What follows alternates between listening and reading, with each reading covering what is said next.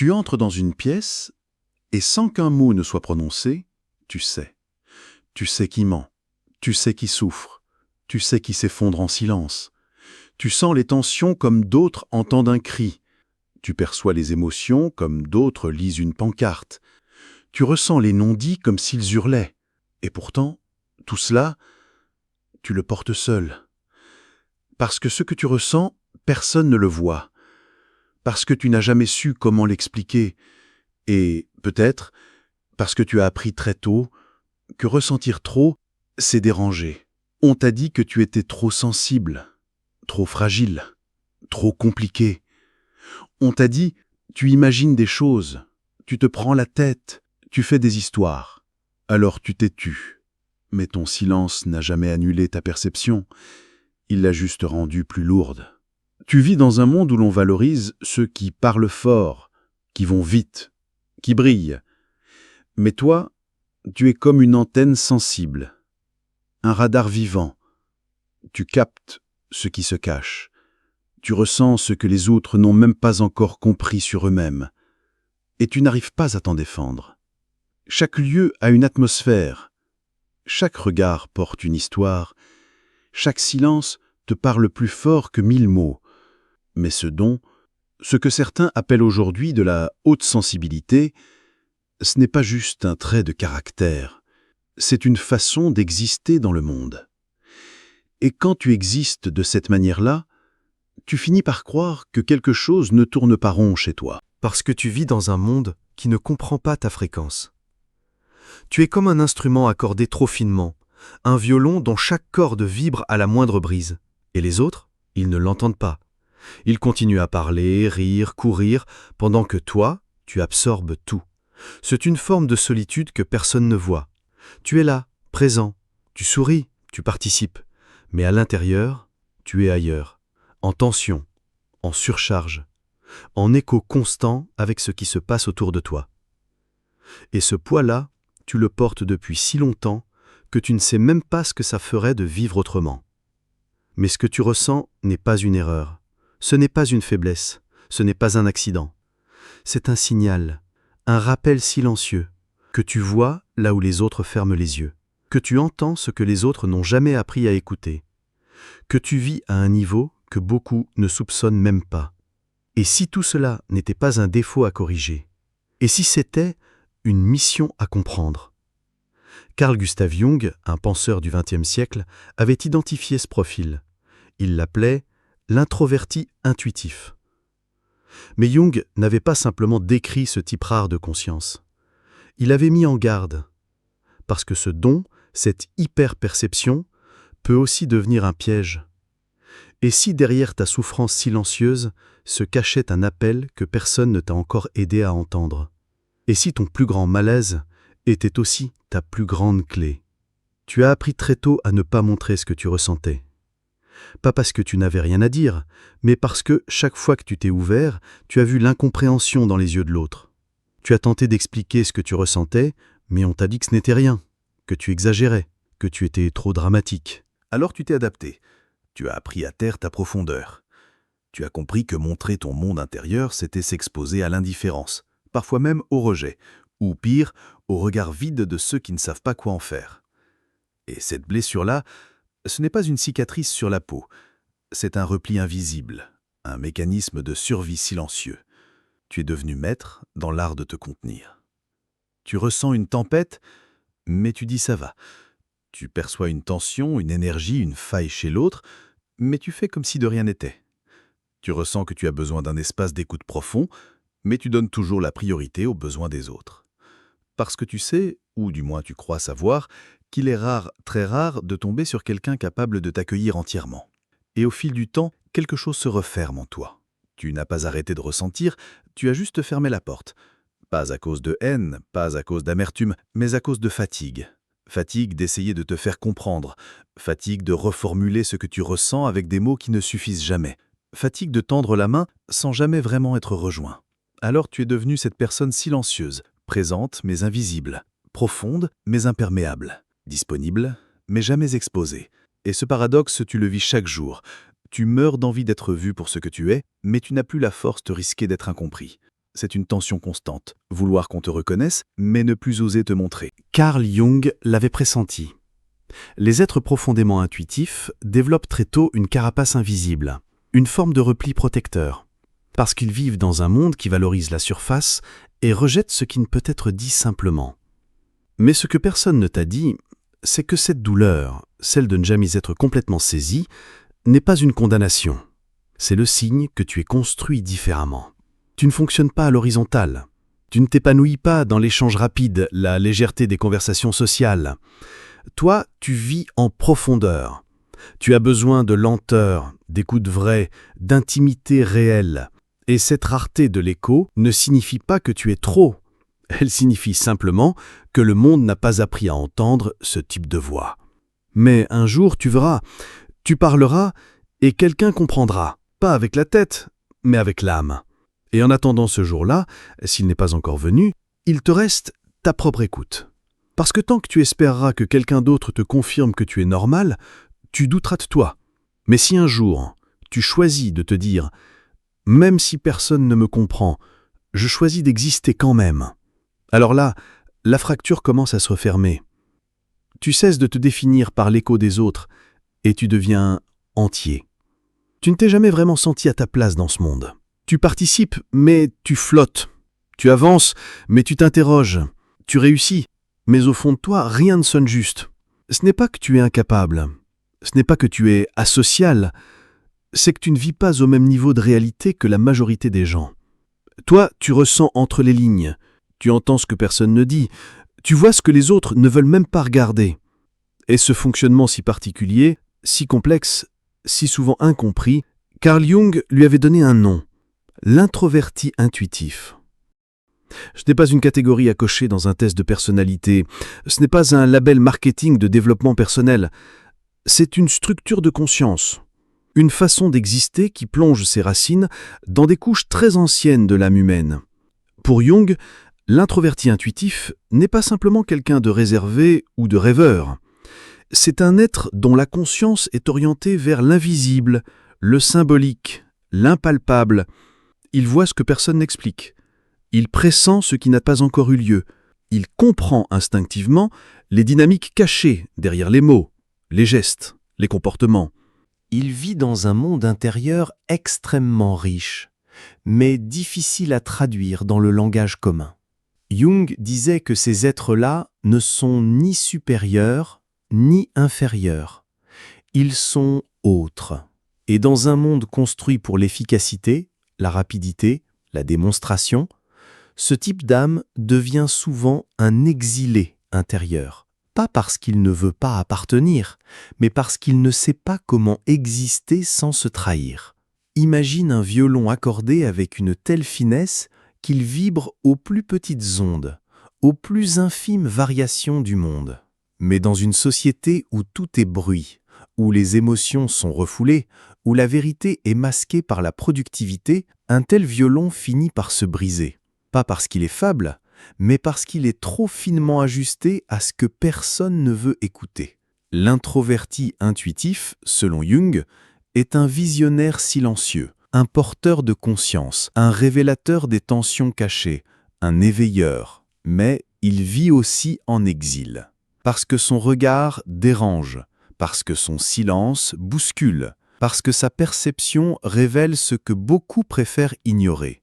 Et ce que peu savent, c'est que Jung n'a pas seulement observé ce profil, il l'a averti.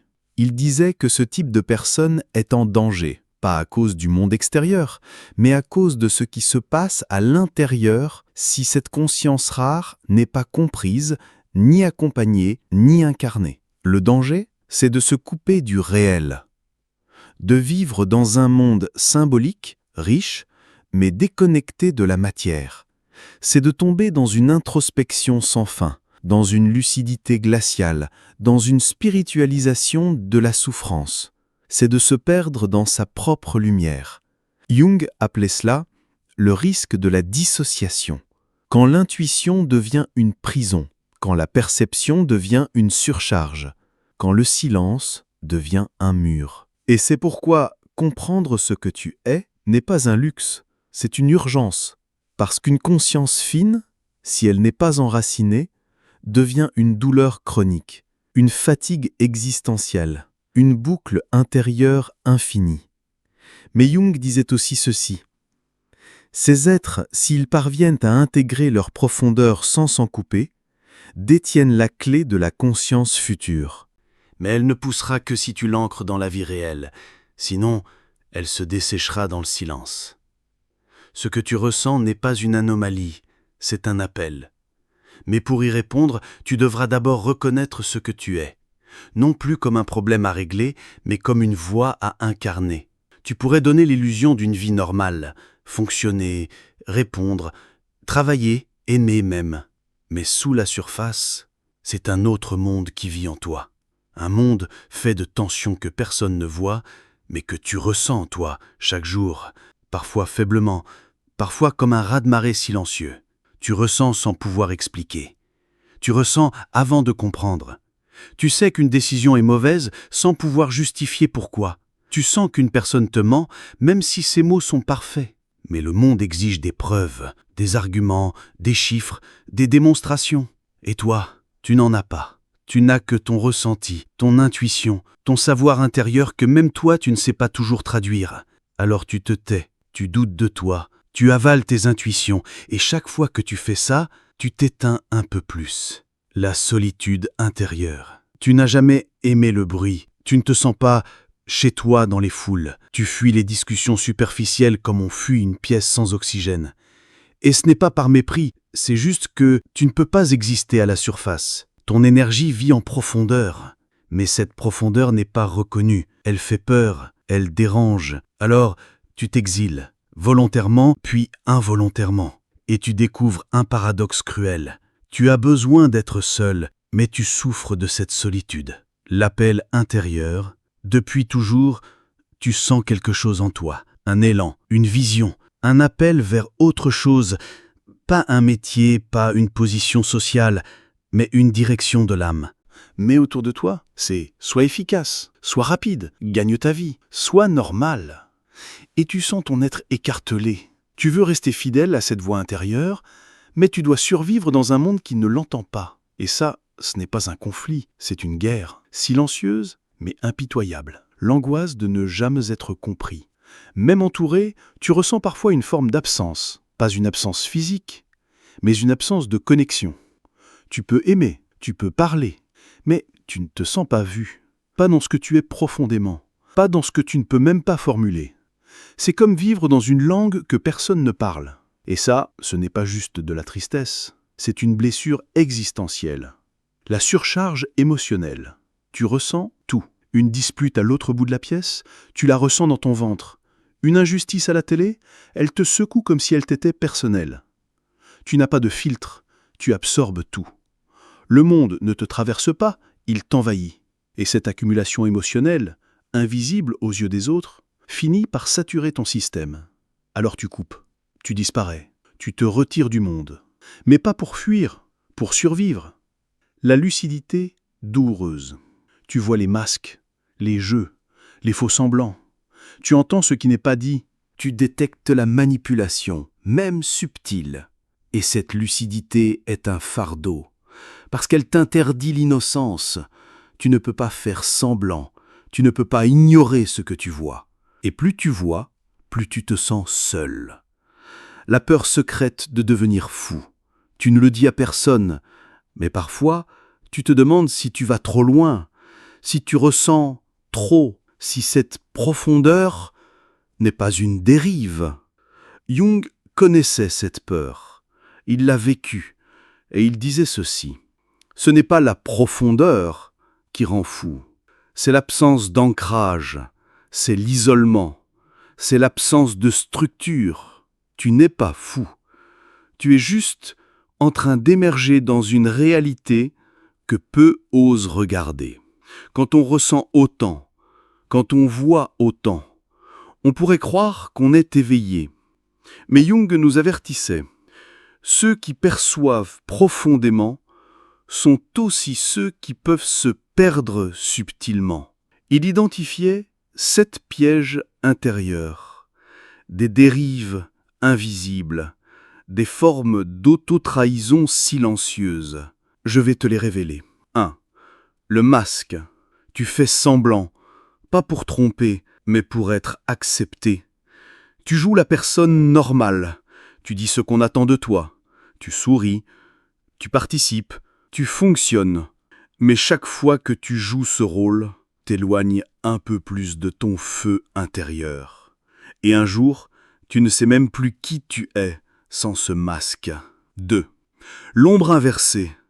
À force d'être différent, tu te dis peut-être « je suis plus lucide, je suis plus pur, je vois ce que les autres refusent ».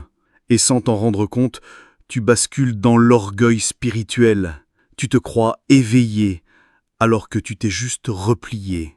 Jung disait « l'ombre n'est pas toujours ce qu'on cache, parfois c'est ce qu'on prend pour de la lumière ». 3. La vision absolue. Tu ressens fort, donc tu crois que tu as raison.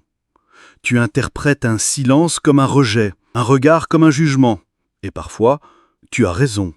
Mais parfois, tu projettes. Et sans t'en rendre compte, tu vis dans une bulle perceptive. Un monde d'interprétation qui n'est pas toujours la réalité. 4. L'oubli du corps. Tu vis dans l'esprit. Tu ressens l'invisible. Tu penses en profondeur. Mais tu oublies ton corps. Tu ignores la fatigue. Tu sautes les repas. Tu dors mal. Tu ne respires plus vraiment. Et un jour, ton corps te lâche. Parce qu'il encaisse ce que ton esprit refuse d'écouter. 5. Le miroir de l'autre. Tu projettes sur l'autre le besoin d'être vu. Tu veux qu'il te révèle, qu'il te comprenne, sans que tu aies à parler. Mais personne ne peut porter ce rôle. Et quand il ne comprend pas, tu te sens trahi. Pas parce qu'il a mal agi, mais parce qu'il n'a pas été ton reflet. 6. L'isolement sacralisé. Tu te retires, tu coupes, tu t'enfermes. Et tu te dis « c'est parce que je suis différent ». Mais en vérité, c'est peut-être la peur qui parle. Tu confonds paix et isolement. Et à force de solitude, tu t'assèches. 7. Le refus d'incarner sa lumière. Tu sais, tu vois, tu ressens, mais tu ne fais rien. Tu retiens ta lumière, par peur d'être jugé, par peur d'être vu, par peur d'échouer. Et ce que tu ne donnes pas devient un poids. Jung disait « ce que tu retiens t'alourdit, ce que tu ne vis pas te consume ». Mais il y a un moment, un point d'inflexion, une cassure, ou plutôt une bascule. Un jour tu te réveilles et tu ne veux plus faire semblant. Tu ne veux plus vivre à moitié. Tu ne veux plus éteindre ce que tu ressens. Tu ne veux plus fuir ce que tu sais. Tu ne cherches plus à être compris. Tu ne cherches plus à te conformer. Tu veux exister pleinement, vraiment, irréductiblement. Et ce retournement, c'est le début de la guérison. Non pas une guérison de surface, mais une renaissance intérieure. Tu n'es plus un être blessé qui se protège. Tu deviens un être lucide qui choisit d'habiter sa lumière, même si elle dérange. Choisit de suivre sa voie, même si elle est seule. Choisit de vivre dans la vérité, même si elle ne plaît pas. C'est le moment où tu cesses d'attendre et où tu commences à créer, pas pour être validé, pas pour être aimé. Mais parce que tu n'as plus le choix. Parce que ne pas exister pleinement est devenu plus douloureux qu'être rejeté. C'est là que commence la vraie révolution. Silencieuse, invisible, mais totale. Connaître ta lumière ne suffit pas. La ressentir non plus. Même la comprendre ne suffit pas. Ce que tu sais, ce que tu portes, doit maintenant vivre dans le monde. Parce qu'à force de ne rien faire de ton feu intérieur, tu risques de brûler de l'intérieur. Jung le savait. Il disait que le savoir de soi, s'il ne descend pas dans la matière, devient poison. Alors maintenant, tu dois agir. Pas pour performer, pas pour plaire, mais pour incarner. Voici 7 actes concrets, simples, radicaux, que tu dois poser si tu veux rester entier. 1. Faire de ta solitude un sanctuaire. Tant que tu verras ta solitude comme un défaut, elle te blessera. Tant que tu la subiras, elle te détruira. Mais si tu changes de regard, elle devient un temple, un lieu où tu te reconstruis, un espace de révélation. Alors, au lieu de la fuir, habite-la. Éteins tout, assieds-toi avec toi-même et laisse remonter ce qui doit l'être. Tu verras, ce n'est pas du vide, c'est un creuset. 2. Revenir à ton corps. Tu n'es pas un esprit flottant. Tu n'es pas qu'une conscience. Tu es un être incarné. Et ce corps que tu oublies est ton premier allié. Écoute-le. Soigne ton sommeil. Marche, respire, nourris-toi bien. Car si ton corps tombe, ton âme s'épuise. Tu ne peux pas porter ta lumière si ton véhicule s'effondre. 3. Écrire sans chercher à être compris. Tu portes en toi des tempêtes, des souvenirs, des visions. Et si tu ne les exprimes pas, elles se retournent contre toi. Alors écris, pas pour être lu, pas pour briller, juste pour dire ce qui est là. Même si c'est confus, même si c'est douloureux. Écris comme on respire, comme on saigne, parce que ce que tu n'écris pas, tu le portes, et ce poids t'empêche de marcher. 4. Faire entendre ta voix. Ta voix tremble? Parle quand même. Tu penses ne rien avoir d'important à dire? C'est faux. Le monde n'a pas besoin de plus de bruit, il a besoin de vérité. Et ta vérité, même fragmentaire, même bancale, elle est rare. Tu peux parler, chanter, créer, chuchoter, peu importe la forme, mais ne te tais plus. Parce que chaque mot que tu retiens devient une pierre sur ta poitrine. 5. Montrer ton vrai visage à une seule personne. Pas besoin d'un public, pas besoin d'un groupe. Choisis une personne, une seule, et montre-lui non pas ce que tu veux qu'elle voie, mais ce que tu as toujours caché, ta lumière, tes doutes, ta vérité nue. Et si cette personne t'accueille, tu verras une chose rare, ton cœur recommence à faire confiance. 6. Accepter de ne jamais être entièrement compris. C'est dur, mais c'est libérateur. Tu ne seras jamais totalement compris, et c'est normal. Ta complexité dépasse les cadres. Ta profondeur ne rentre pas dans les cases. Mais tu n'as plus besoin d'être traduit pour exister. Tu n'as plus besoin d'être validé pour être vrai. Tu as juste besoin de marcher dans ta propre direction, même seul, même incompris. 7. Incarner ta vision dans un acte concret. Tu sais ce que tu portes. Tu sais ce que tu dois faire et tu sais ce que tu refuses encore de faire. Alors, pose un acte réel, pas forcément grand, pas spectaculaire, mais juste, aligné, incarné. Écris ce livre, lance ce projet, dis cette vérité, change de cap. Aide quelqu'un, exprime ce que tu gardes en silence. Fais descendre ta lumière dans la matière. Parce que si tu ne le fais pas, elle ne se perdra pas dans le bruit du monde. Elle se perdra dans ton renoncement. Tu n'es pas une erreur. Tu n'es pas un excès. Tu n'es pas un accident. Tu es un veilleur, un témoin, un passeur entre l'invisible et le visible.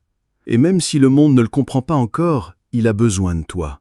Pas d'une version sociale de toi, pas de ton masque, pas de ton adaptation. Il a besoin de ta lumière nue, de ton regard juste, de ton silence habité.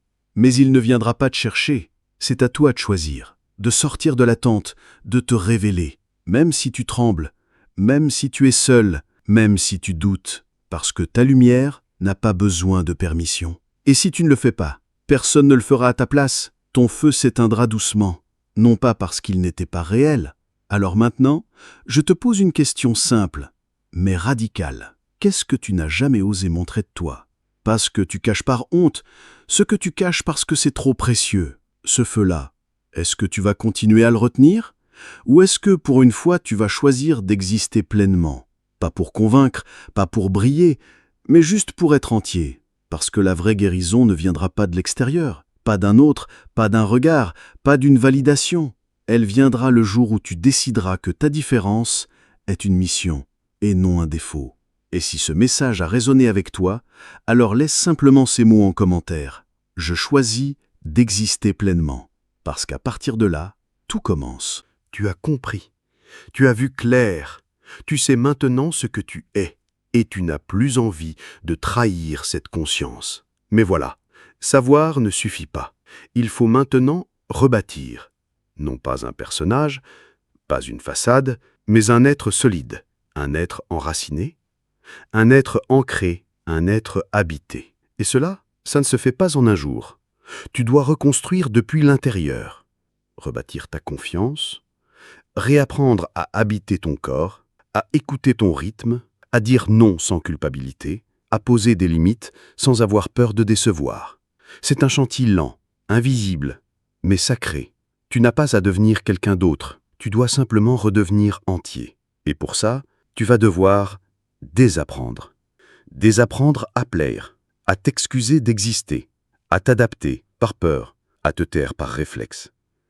Tu vas devoir démanteler tout ce que tu as construit pour survivre, pour enfin commencer à vivre.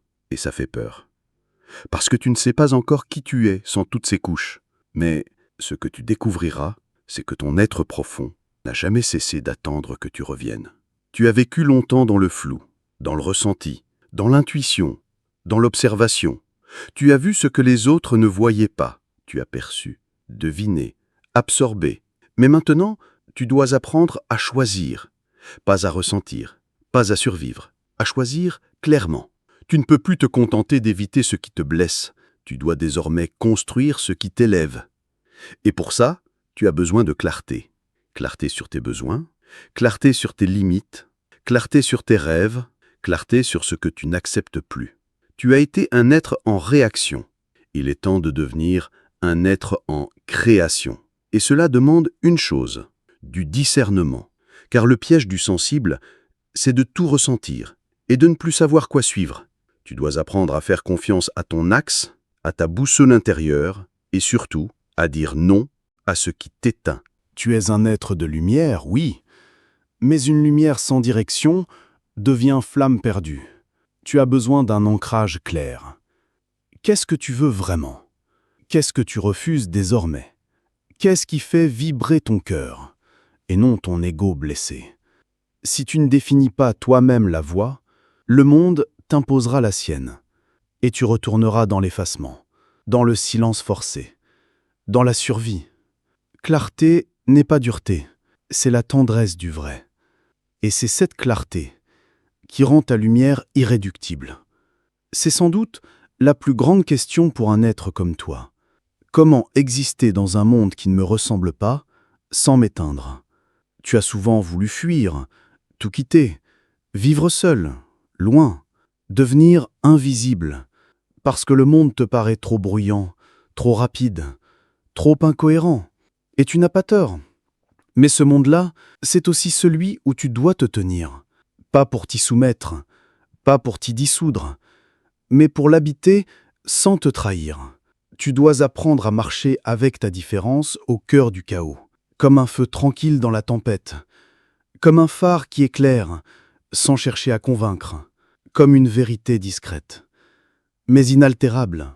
Et pour cela, tu dois poser des ancrages concrets, des rituels, des lieux refuges, des relations vraies, des tendres traits, des actes simples, mais sacrés.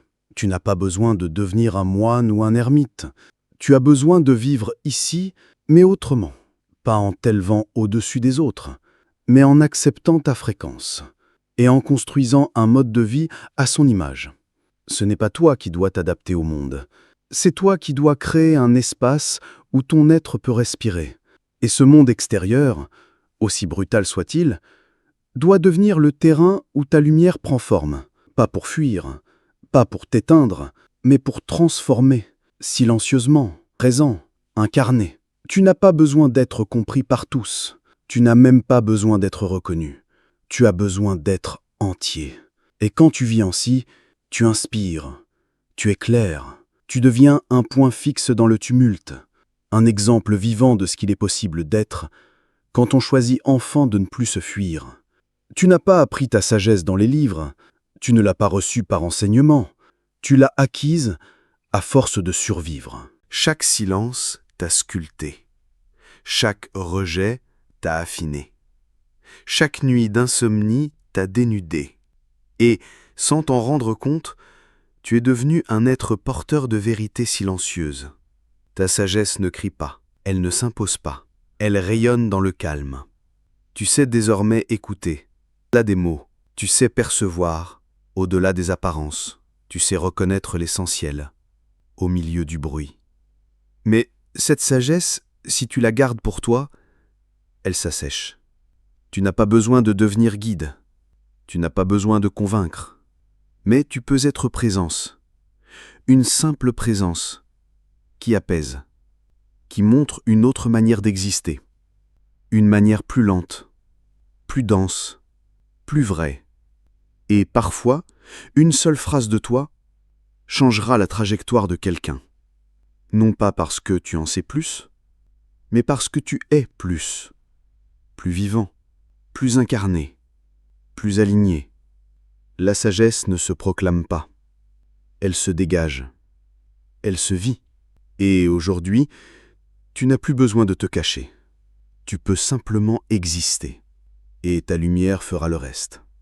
Il y a des êtres qui changent des vies sans faire de bruit, sans projecteur, sans grand discours. Ils passent, ils touchent, ils éveillent et repartent. Toi, tu es peut-être l'un d'eux. Tu n'as pas besoin d'enseigner, mais tu peux transmettre, par ta façon d'être, par ton regard, par ton calme, par ton refus de jouer le jeu social. Tu peux être un point d'ancrage pour ceux qui doutent, un souffle pour ceux qui étouffent, un miroir pour ceux qui cherchent. Tu es peut-être la preuve vivante qu'on peut être différent et rester debout, qu'on peut être hypersensible et ancré, qu'on peut vivre en marge sans jamais sortir de sa propre vérité. Et parfois, c'est en ne disant rien que tu dis tout, parce que ce que tu es devenu, malgré la douleur, malgré le doute, malgré l'exil, est déjà un message. Pas besoin d'écrire un livre, pas besoin de devenir thérapeute.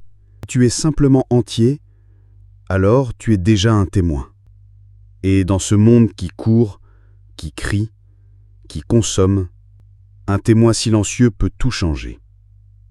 Tu as écouté, tu as traversé, tu as reconnu des parts de toi dans ces mots, des blessures, des souvenirs, des vérités.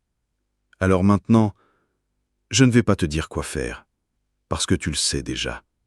Tu sais ce que tu dois créer, ce que tu dois quitter, ce que tu dois enfin oser. Tu sais quelle voix intérieure tu étouffes au corps. Tu sais quel feu tu retiens.